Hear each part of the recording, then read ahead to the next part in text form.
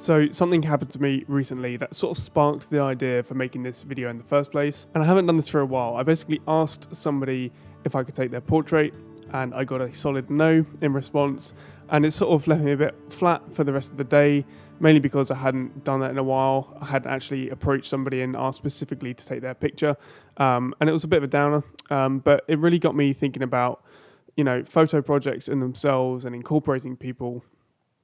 I tend not to actually ask people, if I can take their picture. I don't necessarily dislike that look of a posed portrait, but I definitely find sort of candid imagery more interesting and more fun, less sort of stressful about the whole having to approach somebody and ask. And also I feel like you get a bit more of a genuine expression on somebody's face if something is candid. However, it really got me thinking about a project that I shot a couple of years ago that I haven't really talked about on this channel before, and that project was of the Blackheath Bikers. This project was massively inspired by a photographer called Danny Lyons, who photographed an infamous biker gang which went on to inspire the series Sons of Anarchy. That was kind of what that whole series was based off, this specific biker gang that he spent about 3 years documenting. And I thought the whole project in itself was incredible. The insight that he was able to get by spending so much time with these people was incredible. So that really inspired me to take on this project. And this was all sort of born out of me driving past this very specific spot in London very, very often. And I always used to drive by and see these bikers gathered outside it. And I always thought how incredible it would be to do a project there. For those of you who know Blackheath, then you know exactly what I'm talking about. For those of you who don't know, there's this like little tea hut where you can get sandwiches and tea and coffee, etc., where a lot of bikers stop. It's like a bit of a meeting point. And basically what people do is they meet up, they have a cup of tea, they have a chat. And I think this is a really interesting community. And, it was a real pleasure being able to photograph them. Unfortunately, the tea hut is no longer there. It was destroyed in a car accident about a year ago, which sort of shows the importance of documentary photography and photography in general. And it makes the project even more special to me now. So what I thought I'd do is I'd just run you through the imagery itself in the order that I decided to order the whole project in. There's 5 images in total that I've come away with.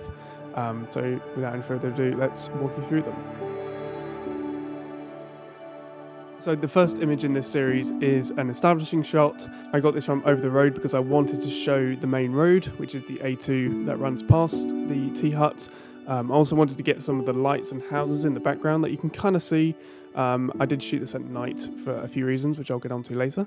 And then also you can see into the tea hut. You can see their menu, you can see the machines they use, and there's a guy standing there ordering something. And then on the left, you've got the bikers who are sat down, and there's a bike in the background. And I think this is just a very straightforward establishing shot. It gives you a lot of information within the first slide. And I think it's a nice image. It's sort of a bit busier than I would normally compose. But again, I just think it works really well as your introduction to where you are and what's going on. Now, this second image is the kind of imagery I would usually take, very much in the moment, very fast-paced kind of scenario, where I only had a split second to grab this image, and I'm so glad that it worked the way it did. There's one of the bikers is making a joke about this lady's bike, probably something about, how big his engine is, something silly like that. And I just really like her reaction in a wing mirror that you can see her cracking up. And I just think it's great. I think it's a real sort of settler of an image. It really settles the viewer. That's definitely my sort of thought process as I was going through this, because they're bikers. They are generally quite intimidating to the average person. I don't know why, but this image sort of sets that apart.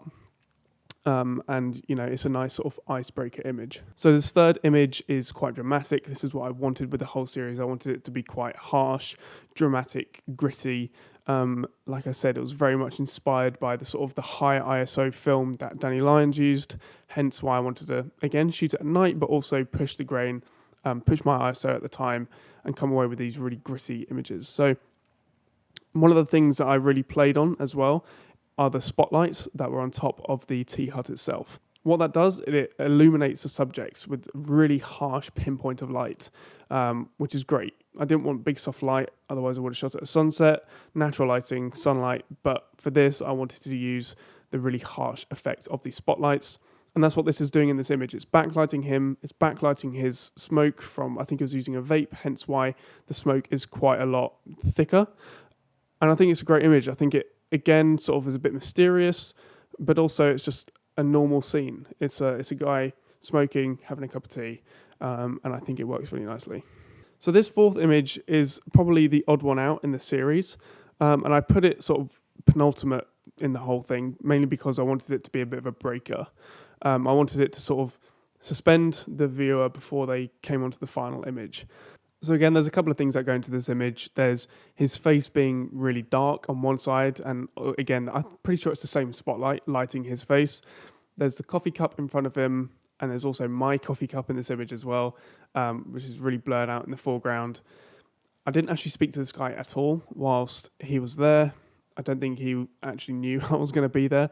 And yeah, I just really like the image. I like the fact that I don't know anything about him. The audience is probably more inquisitive into, who he is, mainly because of the way that I've shot it. So I think this is a really nice sort of breaker in the whole series. And then it preps you for image number 5, which is the final image in the whole series, which is my hero image. I have this image printed out. It's actually behind me right now. I can see it behind the camera because it lives in my living room.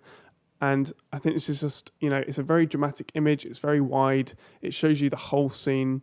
You can see bits of Greenwich Park in the background with that big tree and the wall that surrounds it on the right-hand side.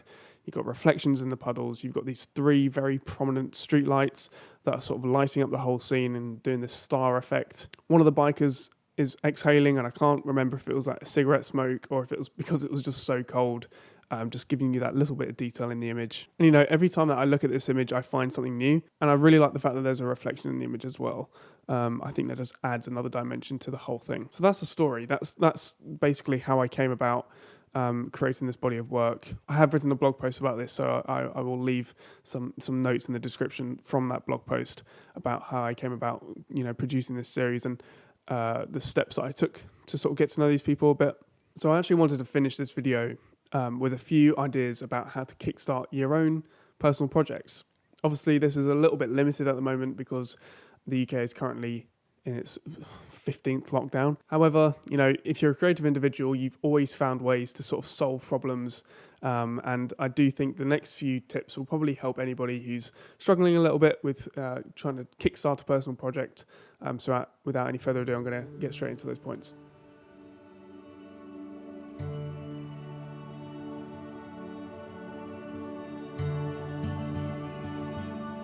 The first one is street photography in your local area, or any kind of photography in your local area. It doesn't have to be street photography. Obviously, I'm slightly biased.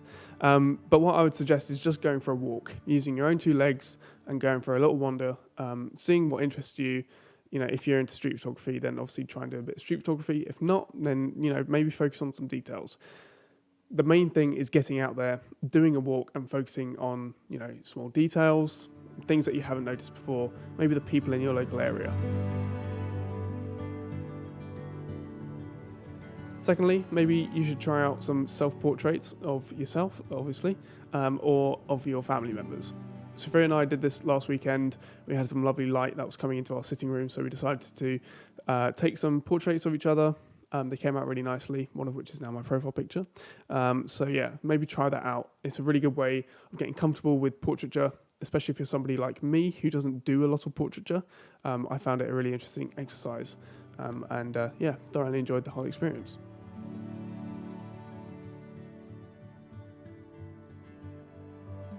And then the final point is to look at documentaries and films. There's a weird sort of ethos in the creative industry about creating more than consuming, and I get that to some degree, but you can't create something in a vacuum. No piece of music has ever been composed by somebody who's never listened to music before. Now, I know that's not the extreme that some people are going to, but it can be a little bit, you can feel like that sometimes. You can feel like, maybe I shouldn't watch this film because I should be out and about doing photography. And I agree to some extent, but I also think that it's really important to consume stuff. I think it is a fantastic source of inspiration. You have the entire internet at your fingertips. Use it to your advantage. Find books, find films, find documentaries, find bodies of work that inspire you, and you will not find fault in consuming. So apart from that, thank you very much for watching this video. I hope that you learned something. I hope you found it interesting and insightful. If you want to see some more up-to-date imagery of mine, head over to my website. I've recently updated it with some fresh work. Be sure to follow me on social media as well. Also remember to like and subscribe to this YouTube channel. But apart from that, thank you very much for watching this video.